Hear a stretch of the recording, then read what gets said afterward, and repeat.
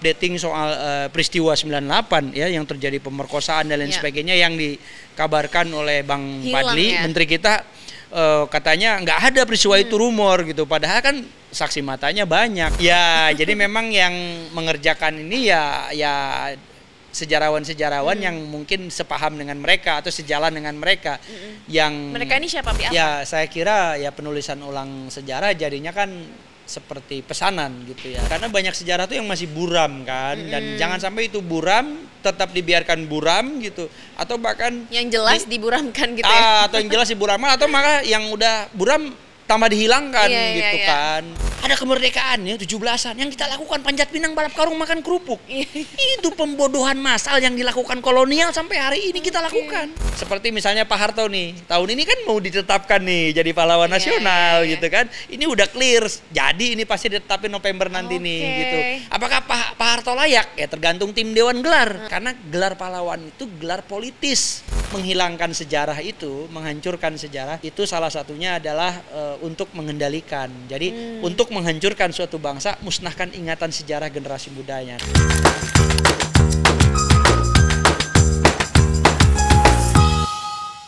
Hola Sobat Medcom, jumpa lagi dengan aku Glorinata di Nggak Pakai Ordal. Nah, di episode kali ini aku pengen ngebahas isu-isu yang lagi nge-booming nih akhir-akhir ini terkait dengan penulisan ulang sejarah yang kata pemerintah sekarang itu sudah 80% tahapnya atau prosesnya. Nah, tapi untuk membahas lebih lanjut seperti apa, emang sejarah itu bisa diedit ya? Atau bisa diubah-ubah ya sesuai dengan keinginan? Nah, untuk supaya nggak sotoy nih, langsung aja ya kita ngobrol sama pakarnya. Ada sejarawan nyentrik, Kang Asep Kambali. Terima kasih sudah datang ke Medcom. Sama-sama, terima kasih. Iya, Kang Asep, ini buat teman-teman di rumah, teman-teman Medcom yang belum tahu sebenarnya apa yang terjadi sih, penulisan ulang sejarah ini pentingkah? Kemudian apakah memang sejarah ini bisa diedit-edit gitu? Ya, jadi memang yang pertama mungkin saya sampaikan makasih banget untuk podcast apa tadi namanya? Nggak Pakai Ordal. Nggak Pakai Ordal. Dan saya bukan orang dalam, saya nggak terlibat sebenarnya dalam penulisan ini, saya nggak tahu apa-apa. Gitu ya, progres 80% juga tahunya dari teman-teman media. Emang nggak dilibatin Kang Asep? Nggak ngerti ya kenapa, mungkin siapa saya gitu. Gitu ya, dilihat dulu ya sejarawan yang mana nih gitu. Iya gitu. Nah sebenarnya sih saya seneng ya, menunggu juga sih kalau dilibatin. Karena bagaimanapun juga yang namanya penulisan ulang sejarah itu wajib dalam tanda kutip ya bagi sebuah bangsa. Kenapa? Karena apalagi ya Indonesia itu punya buku sejarah yang diterbitkan pertama kali itu tahun 75. Jadi bayangin 50 tahun kita nggak updating gitu ya. Dulu namanya diterbitkan buku yang diterbitkan Pak Harto ya, namanya SNI, Sejarah Nasional Indonesia. Itu buku wajib buat kita mahasiswa sejarah sampai 7 apa 6 gitu waktu itu. Sekarang udah sampai 10 nih rencananya. Jadi sebenarnya dia cuma menulis ulang nih dari yang ada dan mungkin mengubah-ubah. Nah, ini makanya penulisan ulang sejarah itu sebenarnya maksudnya itu adalah proses penulisan sesuai kaidah akademik. Ya, sesuai metodologi. Nah, jadi bukan hanya sekedar menulis ulang, tapi harus ya mencari sumber, mempelajari, mengkaji ulang sumber primer dan sekunder, arsip-arsipnya. Memverifikasi kembali. Gitu ya? Kemudian mewawancara ulang saksi dan pelaku kalau masih ada. Ya, nah kalau ada sejarah yang terbaru, karena tadi kita misalnya 75, banyak sejarah yang terjadi setelah itu. Termasuk misalnya 98, termasuk soal GAM, termasuk soal banyak kasus Timur Timur dan lain sebagainya. Apakah itu terwadahi, terakomodir? Nah, maka perlu dilakukan riset. Nah, apakah dengan hanya beberapa bulan bisa dilakukan? Tidak mungkin. Kayaknya bertahun-tahun deh. Jangan tergesa-gesa, nah itu bertahun-tahun. Nah, jadi kalau saya rasa sampai hari ini memang yang ada ya akhirnya jadi kayak pesanan gitu ya. Jadi kayak terlalu tergesa-gesa gitu. Nah, belum lagi nanti selain wawancara harus verifikasi lapangan. Ya, harus terjun jadi harus ya terjun ngelihat apakah misalnya situs sejarah, bangunan sejarah yang terkait dengan peristiwa tertentu itu masih ada dan seterusnya. Karena bicara sejarah itu bicara peristiwa, di dalamnya ada tokoh, ada waktu, ada tempat ya, ada banyak termasuk gedung dan lain sebagainya yang menjadi saksi dari sejarah itu. gitu. Termasuk misalnya juga updating soal peristiwa 98 ya yang terjadi pemerkosaan dan lain sebagainya yang dikabarkan oleh Bang Fadli, menteri kita, katanya nggak ada peristiwa itu, rumor gitu. Padahal kan saksi matanya banyak. Nah, yang perlu dilakukan adalah cari pelakunya. Bahkan atau nggak cuma saksi mata, korbannya. Saya kira penulisan ulang sejarah itu salah satu tujuannya adalah untuk mengangkat kembali ya, bukan membuka luka lama, tapi justru untuk menghormati korban. Ya, jadi mesti dimasukkan ke dalam buku sejarah gitu ya, untuk menghormati dan menghargai korban dan supaya tidak mengulangi gitu loh, Mbak Glory. Oke. Tapi lazim nggak sih dengan penulisan sejarah ini, sangat lazim nggak sih kalau di negara-negara maju seperti apa? Nah, jadi sebenarnya negara yang paling rajin melakukan penulisan ulang sejarah itu salah satunya adalah Tiongkok ya. Karena setiap pergantian dinasti di Tiongkok itu selalu terjadi perburuan bagi pengikut dinasti sebelumnya. Makanya kenapa orang-orang Tiongkok ya, orang-orang Tionghoa di seluruh dunia ada. Di New York ada Chinatown. Nah, sebenarnya orang Tiongkok itu terpaksa migrasi keluar dari Cina, terutama Cina Selatan gitu ya, Tiongkok Selatan. Karena setiap pergantian dinasti itu pengikut sebelumnya pasti dibunuh, diuber. Jadi mereka bermigrasi ke seluruh dunia. Itu kenapa alasannya orang Tionghoa ada di berbagai negara, di setiap penjuru dunia itu mereka ada gitu ya. Berarti mereka rajin menulis ulang sejarah ya. Jadi nanti ganti gitu. Nah, termasuk di era Partai Komunis ini ya, yang tahun 60-an itu mereka juga menulis ulang lagi sejarah. Korea Selatan juga begitu ya, untuk menghindari faham Juse namanya. Juse itu paham kemandirian yang sering disebarkan oleh Korea Utara gitu. Untuk membentengi itu Korea Selatan menulis sejarah versi mereka supaya tidak terkontaminasi faham Korea Utara misalnya. Itu salah satunya. Jepang juga ya, bahkan dia memodifikasi supaya menghilangkan pembantaian di Nanjing, soal perbudakan seksual itu dihilangkan. Berarti jadi kita banyak mau ke arah sana, mencontoh negara-negara itu atau seperti apa, Kang Asep? Nah, jadi sebenarnya penulisan ulang sejarah itu tadi harus dilakukan oleh kalangan akademis yang independen ya, dan harus apa adanya, karena sejarah kan apa adanya, nggak boleh bener-benerin. Dan tujuan saya ada istilah namanya, ini yang mungkin boleh dicatat, ada historiografi. Historiografi itu adalah penulisan sejarah. Nah, saya historiografi polifonik ya. Nah, sejarah itu harus merangkum keberagaman, harus banyak suara, termasuk suara-suara yang selama ini terpinggirkan. Kesuksesan orang-orang besar Bung Karno itu tidak terlepas dari peran orang-orang kecil. Nah, makanya suara-suara di luar sana, orang-orang kecil ini juga mesti dimasukkan ke dalam sejarah, sehingga sejarah itu menjadi lengkap. Jadi angle-nya beragam, nggak hanya satu, nggak hanya tunggal gitu ya. Nah, oleh sebab itu 98 juga saya kira perlu dimasukkan dan lebih beragam, dengan misalnya tadi menghadirkan saksi atau korban ya, sehingga nanti versinya negara dengan versi masyarakat ini bisa terjalin. Nah, di situ sebenarnya harusnya. Tapi kan gitu kalau melihat ini sudah ada banyak penolakan dari masyarakat, dari akademisi, dari sejarawan dengan hilangnya part sejarah yang 98 itu ya. Kerusuhan 98 itu hilang gitu katanya di dalam bab 7 ya kalau nggak salah. Malah nggak ditulis gitu ya. Iya, malah nggak ditulis. Nah, itu tapi kalau kita melihat sekarang sudah 80%, kira-kira apakah akan dimasukkan lagi karena mengikuti keinginan dari masyarakat? Itu dia. Jadi memang sejauh ini 80% juga saya kaget karena nggak pernah tahu sebelumnya prosesnya kayak gimana. Nggak tahu juga ini tulisan ini mau dibawa kemana arahnya gitu ya. Nah, apakah misalnya perubahan itu kemudian diakomodir, ini juga tidak tahu. Saya kira memang penulisan ini harus ditahan dulu, jangan diluncurkan dulu, dan harus melibatkan masyarakat, terutama juga komunitas dan para akademisi atau sejarawan dan arkeolog atau siapapun yang terlibat. Karena peran sejarah itu kan sebenarnya menarasikan, arkeologi itu kan dari tinggalan-tinggalan sejarahnya gitu ya. Ini mesti kolaborasi. Jadi sejarah itu tidak bisa independen, tidak bisa sendirian, dia harus ada ilmu bantu. Nah, ilmu bantu itu termasuk sosiologi, antropologi, dan itu mesti kolaborasi. Jadi nggak hanya sejarawan sebenarnya. Tapi gitu. Kalau yang Kang Asep tahu sendiri, sejauh ini untuk penggodokan dari penulisan ulang sejarah ini sudah melibatkan siapa-siapa saja? Ada berapa orang? Nah, setahu saya memang komandannya itu adalah Prof. Agus ya. Prof. Agus ini ketua atau ketua asosiasi atau ketua masyarakat sejarawan Indonesia atau MSI. Nah, beliau kemudian didapuk jadi direktur sejarah dan permusiuman di Kemendikbud. Saya kenal Prof. Agus gitu ya.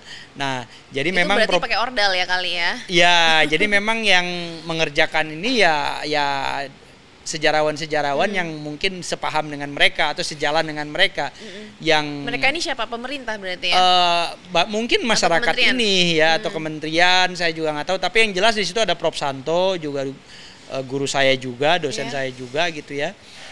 Prof. Santo ini editor umumnya gitu ya. Nah, cuma memang Prof. Santo juga ya saya juga belum WA beliau juga belum ada informasi gitu. Saya kira kami komunitas Historia Indonesia ini kan ada 27.000 lebih anggota gitu di seluruh dunia, nggak hanya Indonesia, dan kita punya keterampilan, kita punya kompetensi, dan kita punya masa untuk bisa mengawal ini sebenarnya. Tapi so far nggak dilibatin sejauh ini gitu. Tahu nggak sih kira-kira alasan kenapa kok aku nggak dilibatin gitu?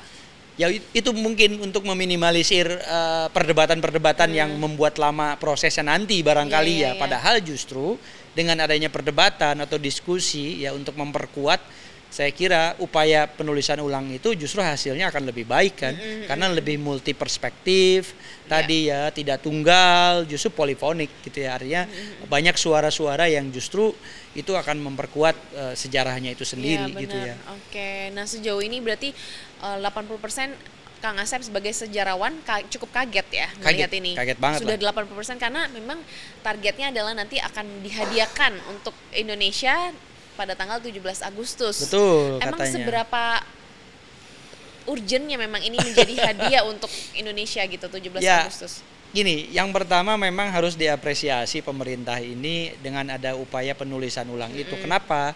Karena memang penulisan ulang itu adalah satu kewajiban bagi setiap bangsa untuk memperbaharui, untuk updating. Karena ada banyak peristiwa yang kemudian terjadi pasca dan seterusnya. Karena sejarah itu selalu membahas tentang manusia. Tidak ada manusia tanpa sejarah, tidak ada sejarah tanpa manusia. Jadi semua itu pasti berhubungan dengan dinamika kehidupan, baik secara politik, ekonomi, sosial gitu. Dan Indonesia sebagai negara maju, yang negara yang berkembang menuju negara maju gitu, tentu dinamika itu sangat kuat terjadi. Nah, itu kan harus didokumentasikan, itu harus dituliskan. Jadi memang kewajiban kita ya para sejarawan atau para pihak termasuk pemerintah untuk menuliskan ulang. Nah, tetapi apakah proses penulisan ulang itu melibatkan banyak pihak atau tidak gitu ya. Nah, jadi apresiasi saya yang setinggi-tingginya untuk Kemendikbud dan pemerintahan Pak Prabowo gitu ya.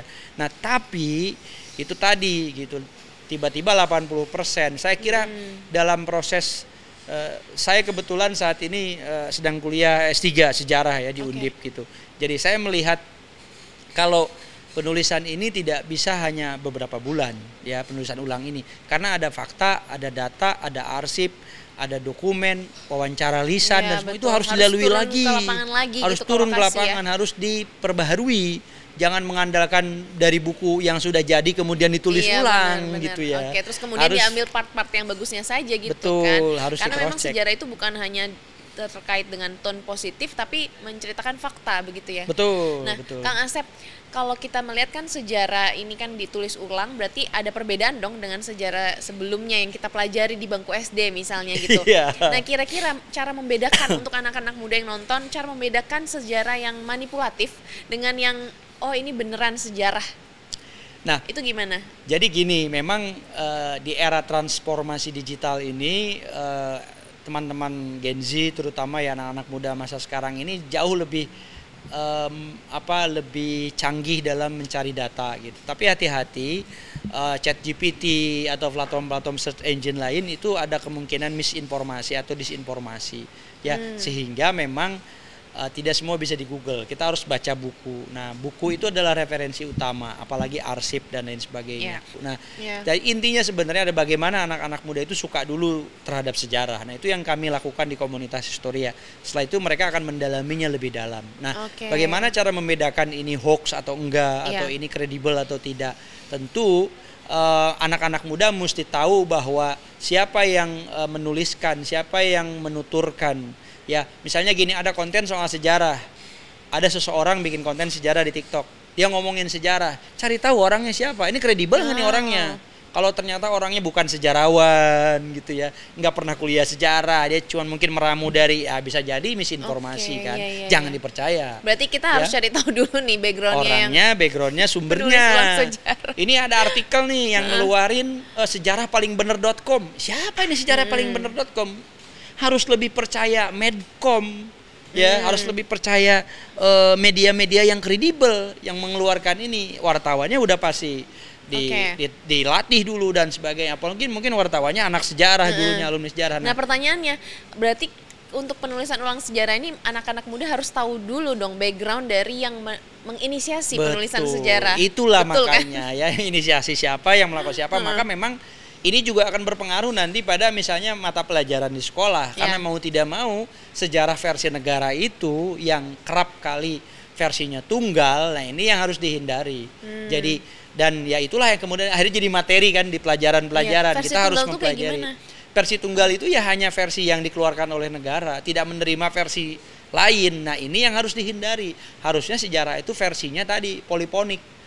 Jadi misalnya gini, peristiwa G30S tanpa PKI atau dengan PKI gitu. G30S ini, nah yang pemerintah selama ini kan PKI. Nah PKI yang terus saja PKI, jadi seolah-olah gerakan 30 September ini PKI pelakunya gitu. Padahal banyak fakta sejarah yang terbaru saat ini yang sebenarnya PKI hanya jadi kambing hitam misalnya. Nah ini harus clear. Tapi apakah negara berani mengungkap ini? Apakah para sejarawan berani gitu kan? Nah tentu ini tergantung pada kepentingan apa begitu betul gitu. Karena itu peristiwa yang sangat kelam dan arsip-arsipnya itu digembok di dalam bunker, di dalam basement di Arsip Nasional Republik Indonesia. Kebetulan saat ini saya sebagai anggota Dewan Pakar Komite Memori Kolektif Bangsa. Jadi saya mengawal bagaimana memori kolektif itu harus ditransfer, harus terus dirawat. Ya. Sejarah itu kan memori kolektif gitu, kepada generasi muda kita dan sejarah yang beragam.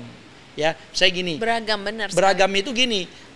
Peristiwa 65 itu mesti dilihat versinya pemerintah bagaimana, versinya korban bagaimana, versinya ini gimana. Nah semakin banyak perspektif nanti akan ketahuan, oh ternyata nggak gini gitu. Nah jadi itu biar berpikir kritis, anak muda tuh biar punya critical thinking gitu. Ternyata dari sejarah ini kita bisa belajar critical thinking ya. Betul. Dari berbagai POV, jangan percaya satu sisi saja gitu ya. Ya misalnya gini Mbak Glory, tangan saya warnanya apa, telapak tangan saya gelap. Nah yang melihat sebelah sini putih gitu, cincinnya warna merah, di sini warnanya silver. Nah dua pandangan yang berbeda berdebat tanpa kemudian yang sebelah sini melihat ke sini, yang sini nggak melihat. Nah makanya perlu dilihat dari berbagai arah. Tapi sejarah itu. Tapi kalau melihat pemerintah kita sekarang ini lebih ke arah mana? Mereka hanya memberikan satu sisi berarti ya? Ya kabarnya ya itu tadi, saya belum dapat keterangan langsung dari para pelakunya yang sekarang sedang menuliskan. Bahkan dari pemerintah pun ya saya belum mendengar ada keterangan resmi sejauh mana, karena ya itu tadi belum yang 80% aja belum dipublikasikan. Belum di-floorkan. Jadi nggak tahu juga nanti seperti apa hasilnya. Kira-kira nih udah banyak penolakan dari masyarakat, kemudian kasus 98 itu benar-benar tidak dituliskan. Kira-kira berarti Kang Asep menilai pemerintah kita atau penulisan ulang sejarah ini seperti apa? Ya saya kira ya penulisan ulang sejarah jadinya kan seperti pesanan gitu ya. Justru penulisan ulang itu harus mengedepankan integritas dan kredibilitas, dan juga tadi berbagai pihak terlibat sehingga memang kemudian menjadi multi perspektif, banyak suara dan poliponik. Nah itu yang saya selalu tekankan, dan tentu prosesnya harus tadi ada interpretasi, ada research, pokoknya ada pengulangan yang memang harus dilakukan oleh untuk para jauh lebih sempurna dan banyak POV-nya gitu ya. Ya, karena banyak sejarah tuh yang masih buram kan, dan jangan sampai itu buram tetap dibiarkan buram gitu, atau bahkan yang jelas diburamkan gitu ya. Atau yang jelas diburamkan, atau maka yang udah buram tambah dihilangkan kan. Justru harus diangkat terus, dibuka terus ya. Tapi kalau sampai kasus 98 ini benar-benar tidak ada di dalam sejarah, saya tidak setuju. Kita bisa berbuat apa gitu loh Kang Asep? Ya masyarakat harus melakukan upaya klarifikasi, dan gini, harus tumbuh masyarakat yang dengan critical thinking yang baik, dan sejarah itu bukan hanya milik penguasa, itu satu. Jadi kenapa kalau dulu zamannya Napoleon sejarah itu ditulis oleh pemenang, yes. Kenapa? Karena zaman dulu tahun 1700 1800 yang bisa nulis sejarah itu adalah orang yang punya kuasa, yang punya duit, yang bisa sewa juru tulis. Ya sewa juru tulis itu mahal. Sama juru lukis. Juru lukis itu videografer dan fotografer sekarang. Gitu. Jadi yang bisa menuliskan ya hanya bangsawan. Hanya mereka yang menguasai negara, yang punya uang. Rakyat jelata mana siapa yang bisa menulis. Gitu ya. Sekolah aja enggak, mereka bodoh kan gitu. Nah, zaman sekarang orang sudah terdidik semua. Tulis, catat. Saya selalu katakan, manusia itu sebelum lahir ke dunia udah punya arsip. Percaya nggak? Oh ya? Ya, Mbak Glory sebelum lahir ke dunia udah punya arsip. Tahun 90-an, 95 lahir. Udah punya arsip. Arsip pertama adalah USG. Oke, oh ya. Itu harus disimpan. Oh iya. Itu arsip penting. Ya. Jangan nanti kayak ijazah yang gonjang-ganjing kan? Nah, arsip bahwa kita anaknya si ini, orang tua akte kelahirannya, akte kelahiran orang tua juga, karena nyangkut namanya kan di akte kelahiran kita. Apalagi surat nikah orang tua, ya kan, foto-foto orang tua, maternity belum lahir kan udah ada foto dirimu tuh di perut orang tua. Nah seperti itu harus disimpan. Nah masalahnya orang Indonesia nggak nyimpen itu. Arsip jadi bungkus gorengan, ya kan, arsip dibuang. Saya pernah lihat ada ijazah jadi bungkus gorengan. Iya, itu banyak sekali sih. Ada akte kelahiran jadi bungkus gorengan. Berarti kurang literasi. Kurang literasi, kurang sadar. Karena memang dari sejak awal anak-anak muda kita, negara kita tidak pro pada itu. Jadi sehingga tidak dibangun kesadarannya untuk menjaga sejarah, menjaga arsip, menjaga dirinya. Ya akhirnya kan presiden kita juga gonjang-ganjing ijazahnya kan. Itu masih dibahas ya? Masih dibahas. Nah, benar sekali. Itu supaya nggak gitu kan, apa susahnya gitu kita jaga. Tapi memang untuk menjaga arsip itu Indonesia susah banget. Susah. Ya? Nah maka kemudian apa buktinya kata Bang Fadli kan? Apa buktinya ada pemerkosaan? Lu siapa yang videoin waktu itu diperkosa kan? Iya, belum ada. Ya mungkin ada tapi foto-foto lah ya. Ya karena pada saat prosesnya kan mungkin nggak direkam juga ya, tapi nggak tahu juga, barangkali ada. Tapi saksi korban yang menyatakan bahwa saya diperkosa misalnya harusnya kan banyak. Dan itu lebih dari satu begitu. Ya ratusan gitu. Nah itu yang harus diungkap, dan Komnas HAM juga kan sudah mengungkapkan sebenarnya gitu. Nah jadi saksi para pelaku ya, atau mungkin yang pernah menceritakan tulis, catat kronologinya, buat semua ciri-ciri orangnya gitu ya. Walaupun itu trauma, justru harus berani mengungkapkan gitu ya, harus berani mengungkapkan ya, harus berani menuliskan gitu. Jadi harusnya sekarang yang dituntut itu adalah publik mesti aktif ya, untuk jadi mengawal ini, dan setiap orang bisa menceritakan apapun di konten media sosialnya. Jadi kita jadi bisa mengungkapkannya, jadi bisa ada banyak perspektif kan. Kalau memang nggak berani, mungkin bisa pakai atau tadi melibatkan banyak sejarawan, karena sekarang banyak komunitas, gandeng komunitas, yuk nulis bareng. Ada fakta-faktanya saya punya, yuk kita tulis terbitin aja. Tapi tetap aja Kang Asep, kayaknya masyarakat udah lelah ya bersuara ini dan itu. Tetap kalau mereka tetap mau jalan satu perintah ya sudah jalan. Akhirnya masyarakat sudah enggan, acuh tak acuh begitu ya. Ya akhirnya jadi membiarkan kan gitu. Ya itulah fakta yang. Tapi saya kira gini, zaman sekarang kita sudah terbebas dari zaman Orde Baru lah ya. Apa-apa dibungkam. Harusnya dengan adanya sosial media, dengan adanya kebebasan seperti sekarang ini, setiap orang berhak untuk mengungkapkan apapun kebenaran itu. Dan kebenaran itu ya harus diterima berdasarkan fakta-fakta yang ada. Tapi ya itu tadi, jadi sumir, karena kadang-kadang kebenaran juga akhirnya jadi kalah. Berarti gitu kita ya. tetap optimis aja lah ya, Harus optimis, nanti di tanggal 17 Agustus kita bisa lihat itu seperti apa. Kalau saya sih berharap jangan dulu lah. Jangan dulu diluncurkan. Jangan buru-buru. Ya, kalau perlu mungkin selama Pak Prabowo memimpin, ya nantilah di akhir masa jabatan itu sebagai kado yang paling penting. Gitu kan 5 tahun kan ada waktu gitu loh. Atau mungkin 3 tahun lah ada prosesnya, karena misalnya tadi peristiwa 65, peristiwa 98 ya para penelitinya, para sejarawan ini turun ke lapangan, cari korban, siapa, wawancara gitu, munculkan, jangan justru malah dihilangkan.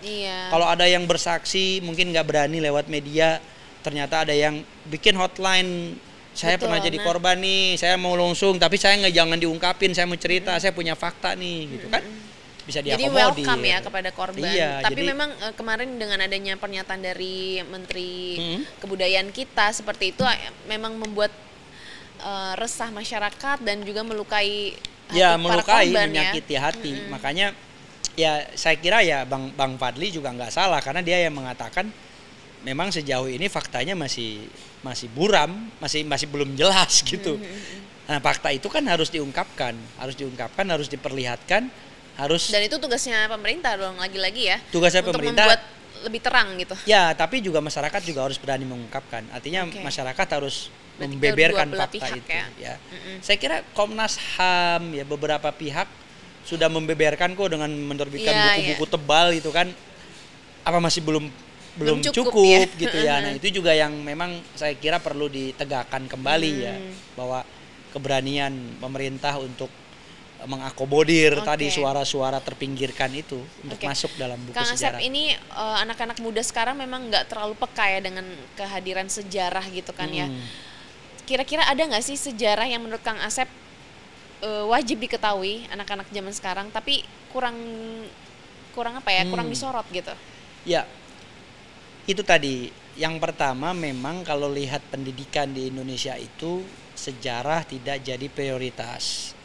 Bahkan pendidikan kita Indonesia saat ini itu masih mengadopsi pendidikan kolonial.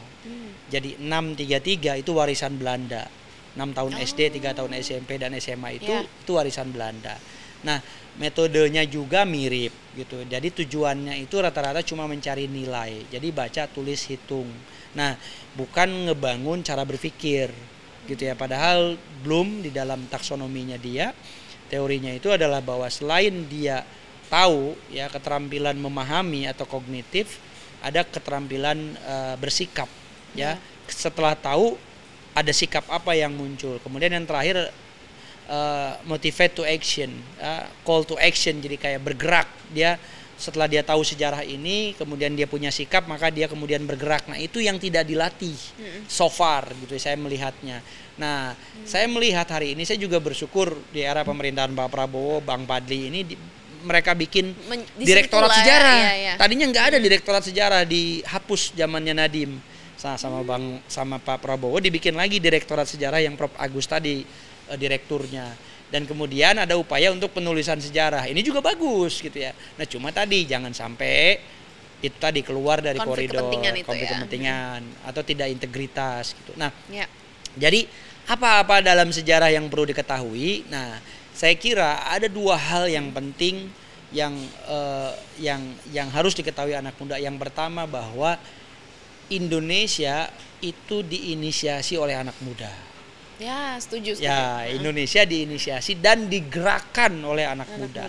Melalui misalnya ada Kongres Pemuda tahun 1928 ya. Kongres Pemuda itulah yang kemudian melahirkan satu identitas imajiner yang disebut Indonesia. Jadi Indonesia itu nggak ada ya, hanya ada di kepala kita.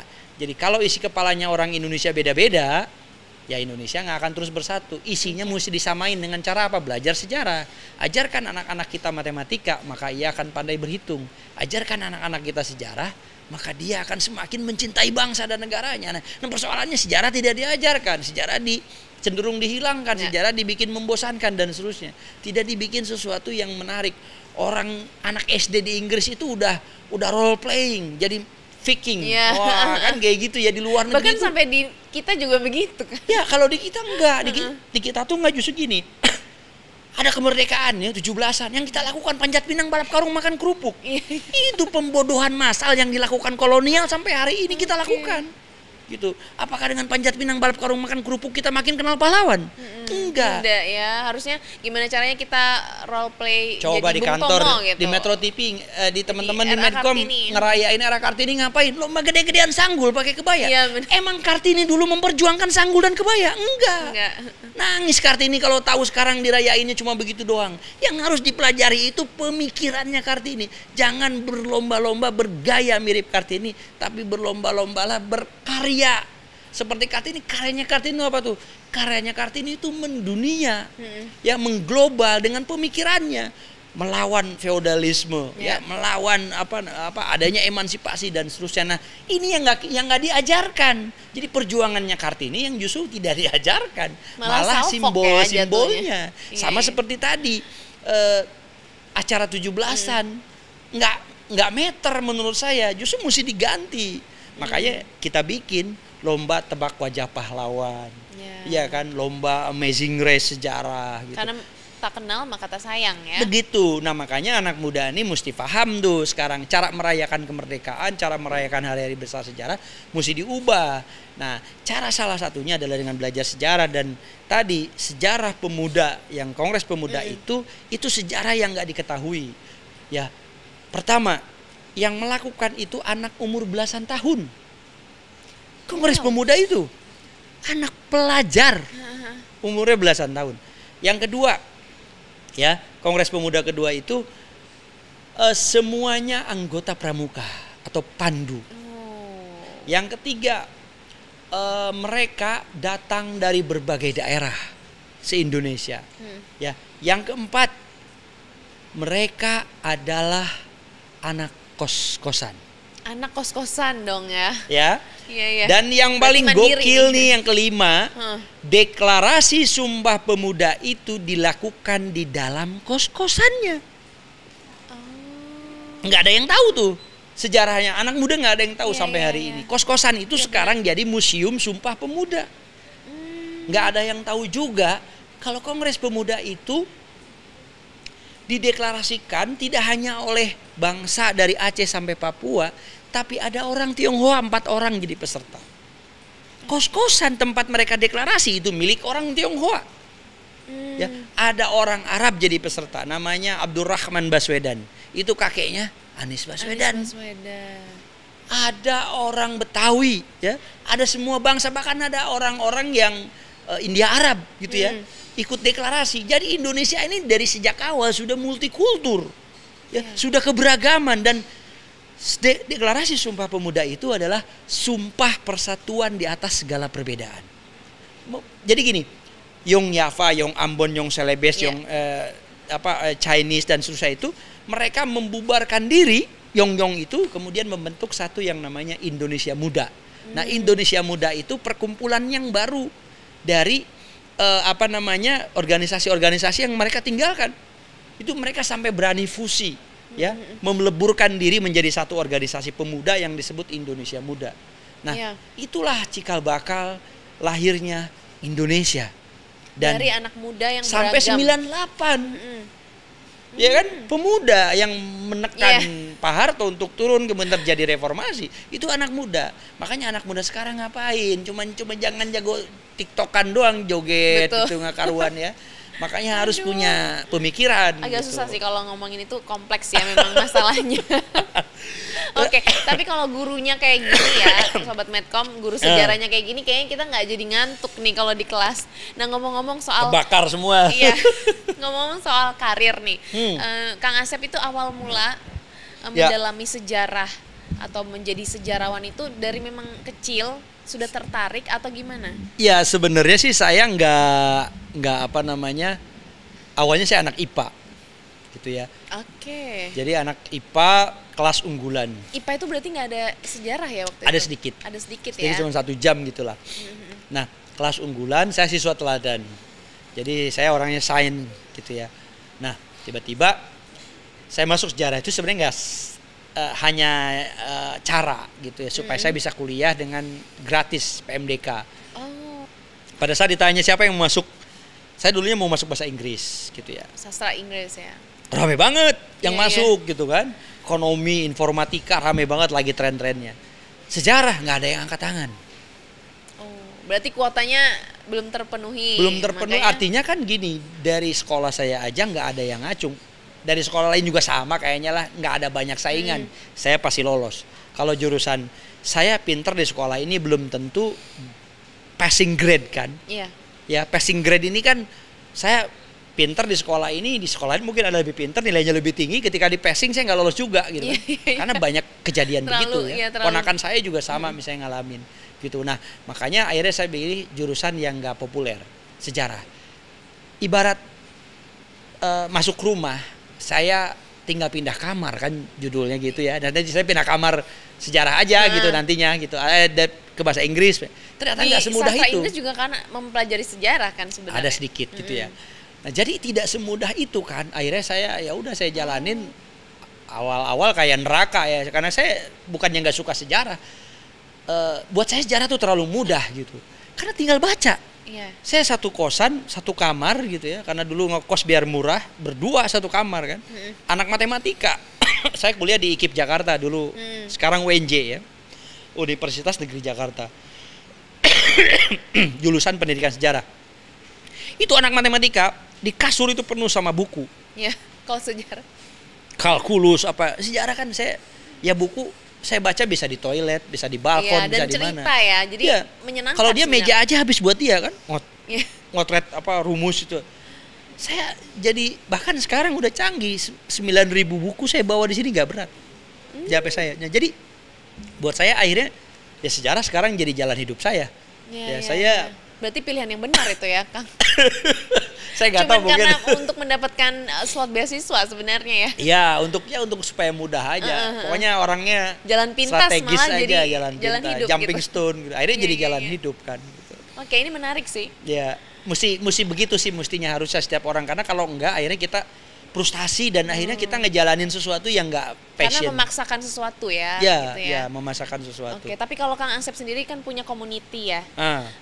Apa namanya kan? Komunitas Historia Indonesia. Nah itu kalau melihat anak muda zaman sekarang ini gimana antusiasnya terhadap sejarah? Saya rendah berarti atau gimana? Iya, sebenarnya ada kecenderungan menaik ya. Dengan saya bikin komunitas Historia itu tahun 2003. Saat saya kuliah tingkat 3. Saat kuliah ya sudah tingkat bikin 3. komunitas. Saya bikin komunitas itu karena itu critical thinking saya, protes saya terhadap kenyataan bahwa ketika saya kuliah, saya adalah calon guru sejarah. Saya melihat anak-anak kok nggak suka sejarah. Saya bakal jadi guru, saya ngelihat kenyataan anak-anak suka sejarah, saya harus cari formulasi gitu ya. Saya harus cari formula bagaimana sejarah itu bisa disukai. Ya. Gitu.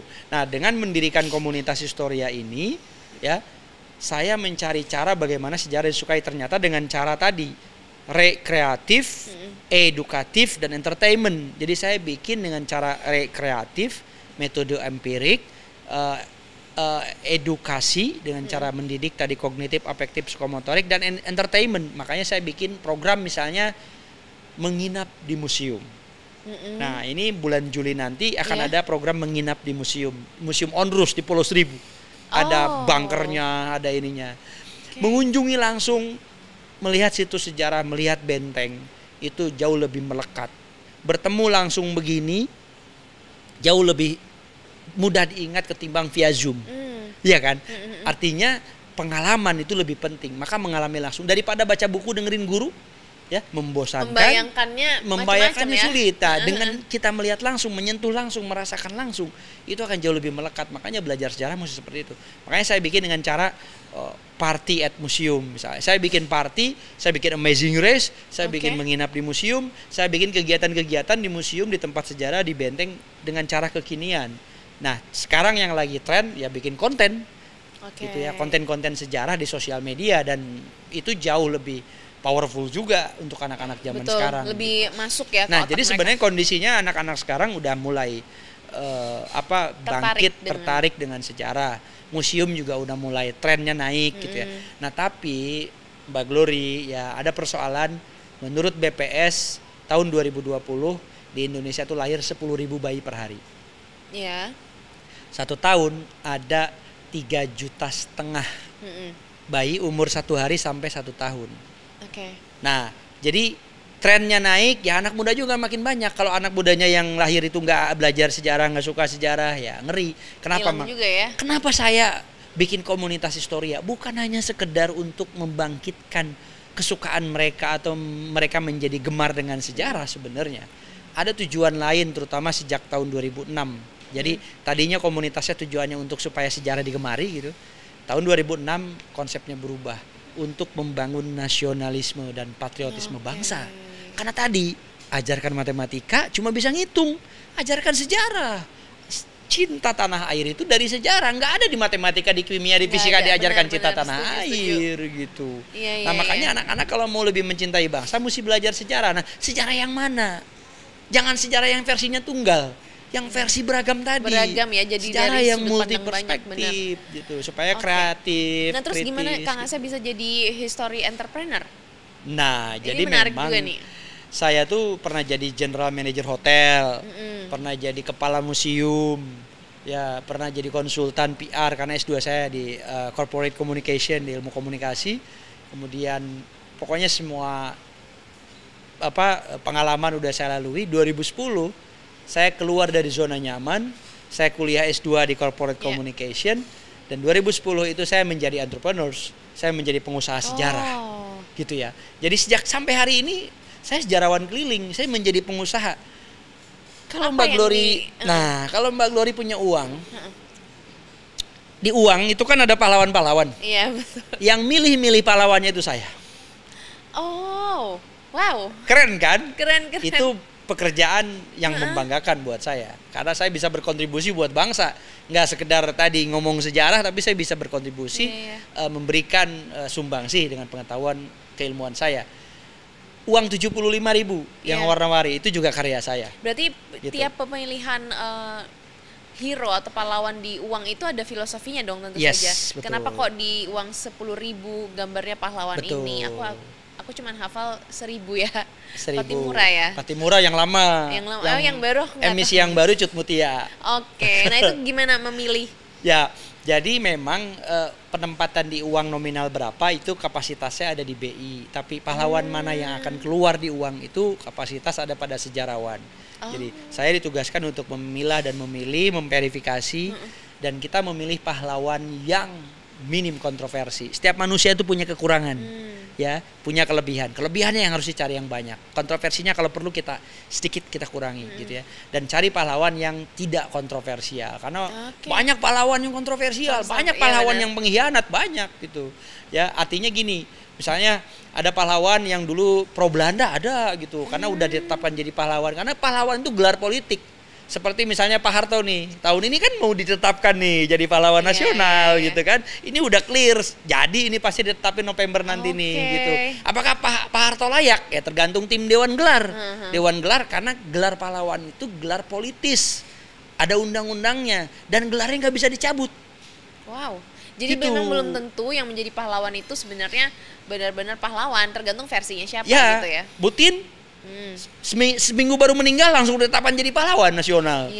Tergantung Pak Harto kan, presidennya. Jadi gimana presiden? Karena pahlawan itu gelar yang ditetapkan oleh presiden, gitu. Jadi kalau presidennya mau dia jadi pahlawan, ya bisa dengan cepat gitu. Makanya tim Dewan Gelar juga banyak yang mundur di bawah ini, kawan-kawan gitu, sejarawan gitu, karena nggak sepakat misalnya dengan Pak Harto jadi pahlawan gitu. Tapi kayak Kang Asep sendiri kan memilih pahlawan yang ada di mata uang kita ini, yang minim pahlawan yang minim kontroversi. Apa itu mungkin juga yang dilakukan oleh pemerintah kita untuk menulis ulang sejarah ini yang kontroversi jangan ditaruh gitu? Ya sebenarnya gini, dalam konteks ini kan agak berbeda proses ya.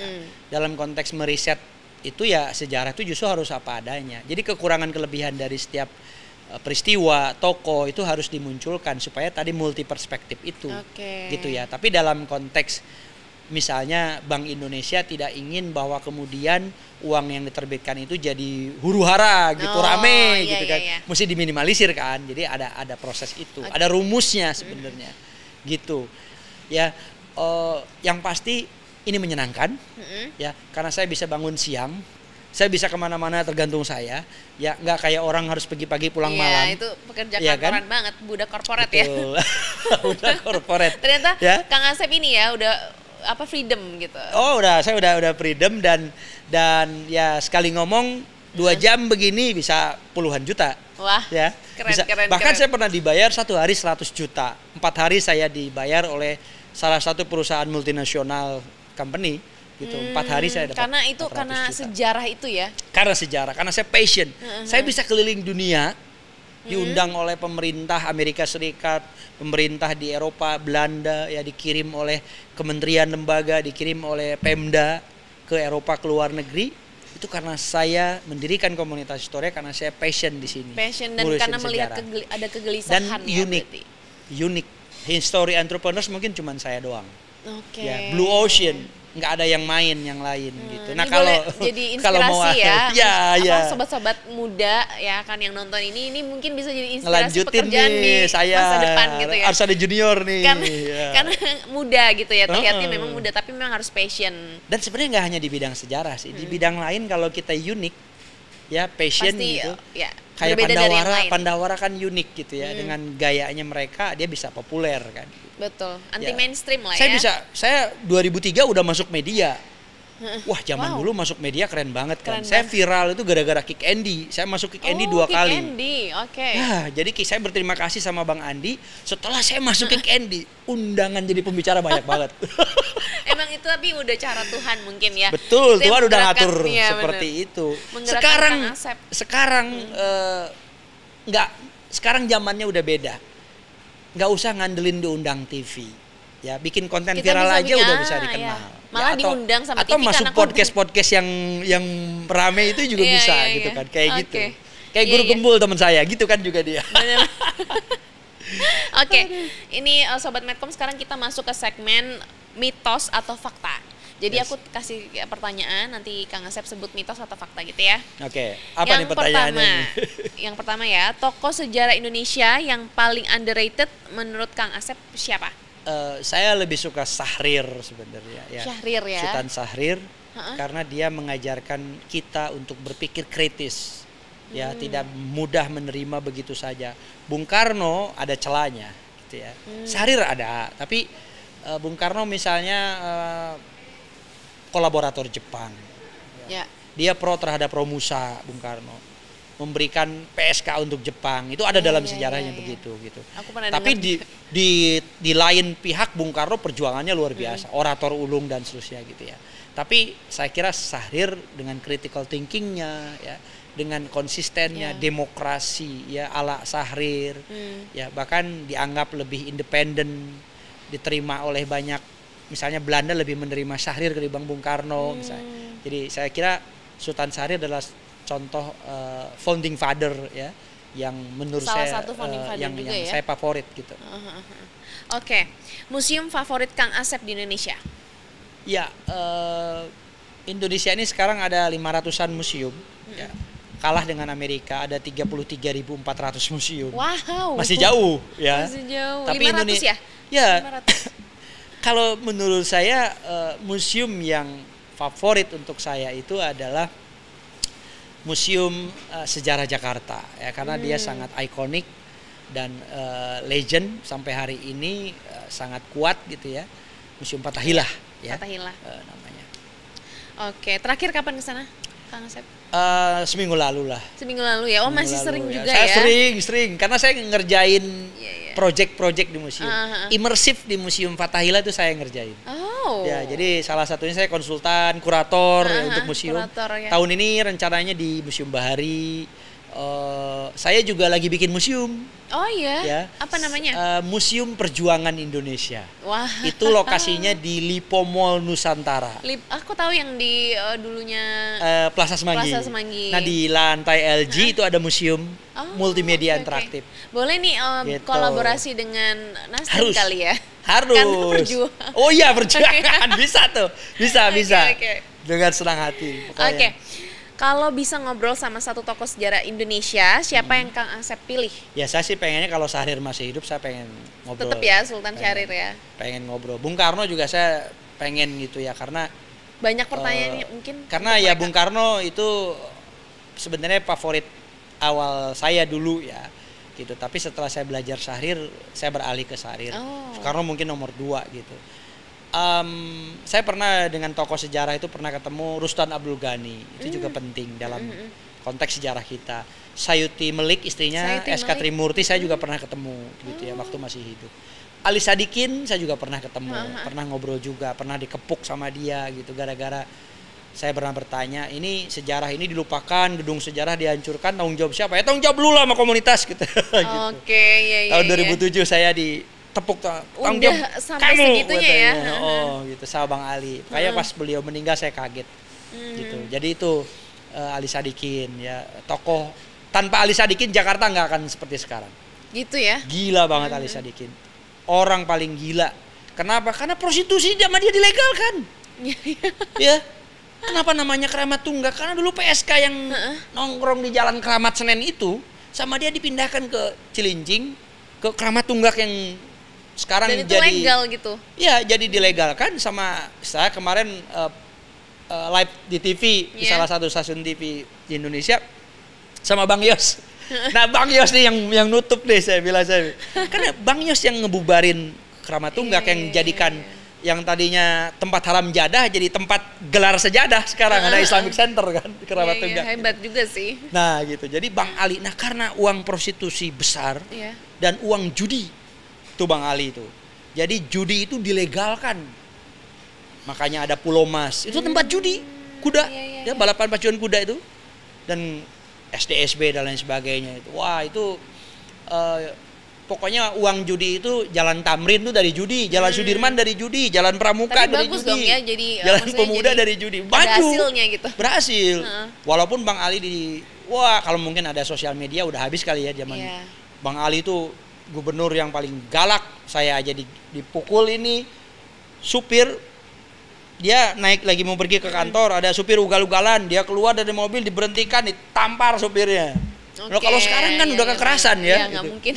Gitu. Nah zaman dulu tuh luar biasa, makanya sekarang nggak hanya pejabat ya, guru aja mesti hati-hati ngajar. Bener, hati-hati. Kalau saya guru kan jadi harus hati-hati. Iya. Gitu. Emang beda ya cara didik orang zaman dulu. Oke, mitos atau fakta, semua yang tertulis di buku pelajaran sejarah itu pasti benar? Enggak. Belum tentu ya? Belum tentu. Tergantung itu balik tergantung lagi. Buku itu siapa yang nulis, siapa yang nerbitin kan gitu. Jadi pasti nggak objektif, pasti lebih banyak subjektif. Oke. Karena di dalam sejarah itu nggak ada kebenaran mutlak, hanya ada kebenaran mendekati. Semakin mendekati kalau menggunakan banyak perspektif. Nah itu dia, banyak makanya Kang Asep bilang harus banyak POV harus, itu ya. Polifonik ya, harus banyak suara betul. Yang masuk ke situ. Mitos atau fakta, sejarawan belajar cuman baca buku? Enggak dong, kita ke benteng, masuk ruang bawah tanah, ke bunker, baca arsip, lihat naskah proklamasi asli gitu kan. Wah, legend kan, maksudnya sesuatu yang orang mungkin gak bisa akses, saya bisa akses gitu ya. Dan semakin banyak tahu sejarah, sebenarnya banyak kunci yang kita pegang. Ya, calon presiden Kanada tuh gagal gara-gara foto lamanya kesebar gitu kan. Ya kalau di kita banyak calon jadi ya dengan mainin aturan tertentu jadi gitu ya kan. Benar, ngubah ngutak Kalau di luar ya. negeri itu wah sulit ya karena sangat rasional, logis. Kalau di kita ini kan banyak orang yang irasional gitu ya. Dan gampang dialihkan. Nah itu tadi kenapa menghilangkan sejarah itu, menghancurkan sejarah itu salah satunya adalah untuk mengendalikan. Jadi untuk menghancurkan suatu bangsa, musnahkan ingatan sejarah generasi mudanya. Nah, jadi sebenarnya ada upaya untuk mengendalikan bisa dari luar, bisa dari dalam gitu ya. Makanya jangan sampai kita nggak belajar sejarah supaya kita nggak bisa diadu domba, kita nggak bisa dikendalikan, kita nggak bisa dimanipulasi gitu ya. Oke. Mitos atau fakta, sejarawan harus hafal semua tanggal dan tahun sejarah? Enggak. Saya kadang tahu peristiwanya, tahu kejadiannya, tapi kadang-kadang tahunnya lupa gitu. Jadi itu kesalahan fatal. Menghafal tahun, menghafal angka dalam sejarah, walaupun saya anak IPA gitu ya, itu kesalahan yang sudah bertahun-tahun. Kenapa kok salah? Bukankah itu bagus ya kalau kita tahu pasti? Ingat sejarah itu bukan hitungan. Sejarah itu pemahaman.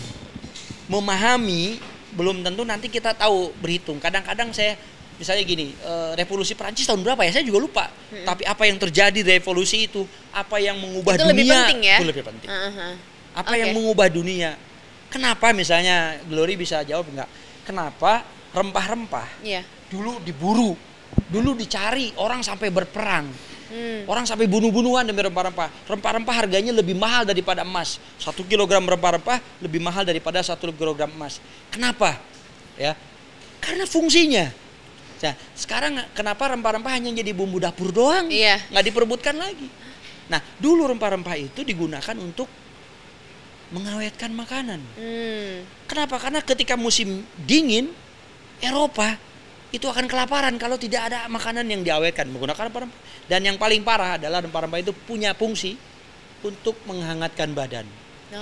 Jadi memang karena lokasi setelah dan revolusi cuaca industri ditemukan penghangat ruangan, heater. Jadi udah nggak dipakai lagi. Makanya ganti ke kopi, teh, kina, kopra. Nah itu perdagangan rempah-rempah berakhir, ganti ke situ. Makanya di Indonesia tanaman kopi, tanaman teh ditanam di seluruh Indonesia. Kenapa orang Jawa Barat lebih suka teh tawar?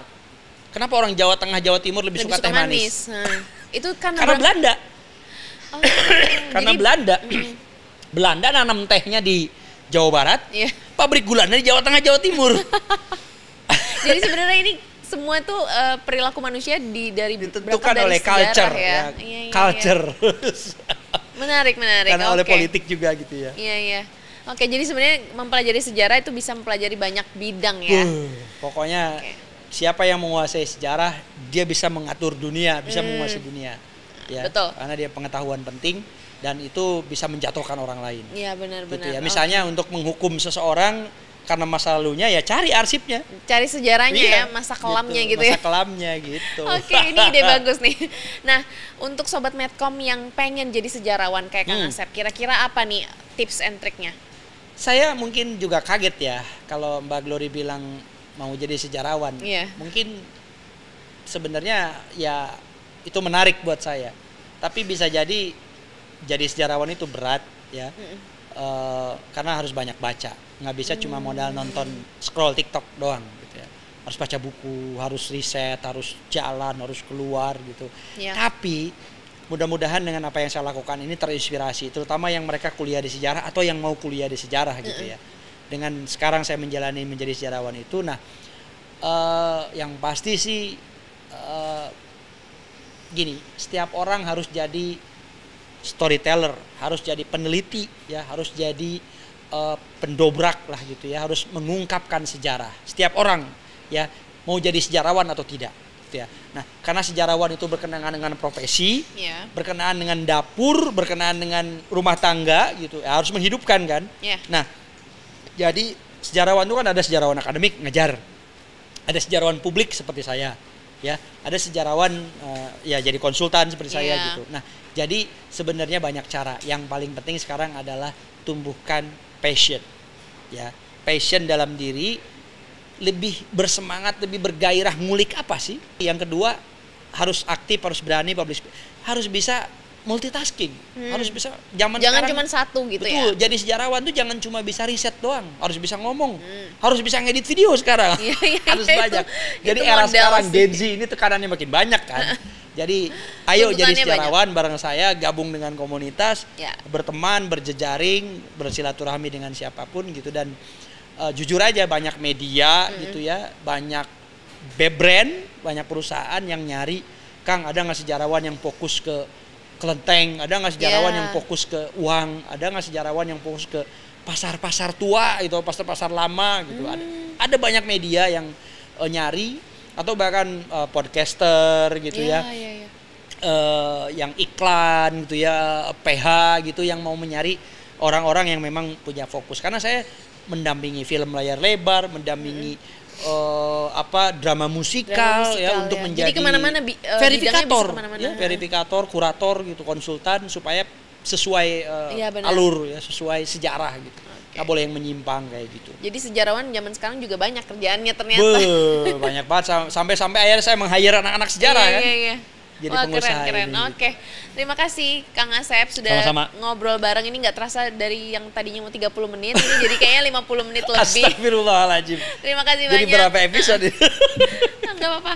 Makasih banyak Kang Ya, Asep sudah sama-sama. mampir ke Medcom. Terima kasih Sobat Ya. Medcom juga sudah menonton penulisan ulang sejarah yang diharapkan ini bisa semuanya apa adanya ya, jangan ditebang pilih gitu ya. Ya.